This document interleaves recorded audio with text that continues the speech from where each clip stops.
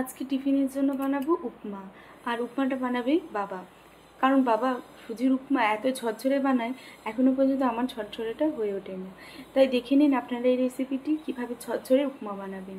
এখানে সুজিটাকে হালকা করে ভেজে তুলে রাখা হয়েছে, একটু লাল করে ভাজবেন, দিয়ে তুলে নেবেন। কড়াইতে সাদা তেল দিয়ে দেওয়া হয়েছে কাঁচা লঙ্কা চেরা দিয়ে হালকা নাড়াচাড়া করে দিয়ে দেবো পেঁয়াজ কুচি। খানিকক্ষণ তেলের মধ্যে নাড়াচাড়া করে দিয়ে দেবো ক্যাপসিকাম কুচি আর পরিমাণ মতো নুন। তেলের মধ্যে নাড়াচাড়া করে নেব বেশ কিছুক্ষণ, দিয়ে দেবো আগে থেকে গ্রেট করে রাখা আলু আর গাজরটা, দিয়ে খানিকক্ষণ তেলের মধ্যে নাড়াচাড়া করে নেব। একটু ভাজা ভাজা হয়ে আসবে তখন দিয়ে দেবো অল্প 1 চিমটের মতো হলুদ। সবজিটা ভাজা হয়ে গেছে, এবার এখানে আগে থেকে ভেজে রাখা সুজিটা দিয়ে ভালো করে মিক্স করে নিতে হবে।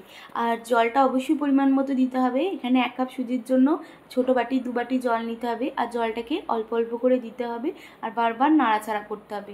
জলটা কিন্তু একবারই দিলে সুজিটা ঝরঝরে হবে না, অল্প অল্প জল দিতে হবে আর বারবার নাড়াচাড়া করে নিয়ে পরিমাণ মতো চিনি দিয়ে দেবেন। যে যেমন চিনি খাবেন সেই পরিমাণ চিনি দিয়ে নামিয়ে নেবেন। একদম ঝরঝরে বাবার হাতের তৈরি এই উপমা রেসিপিটি। আর বাড়িতে অবশ্যই ট্রাই করে জানাবেন কেমন হয়েছিল। ভিডিওটি ভালো লাগলে অবশ্যই শেয়ার করে দেবেন। ভালো থাকবেন, সুস্থ থাকবেন, নমস্কার।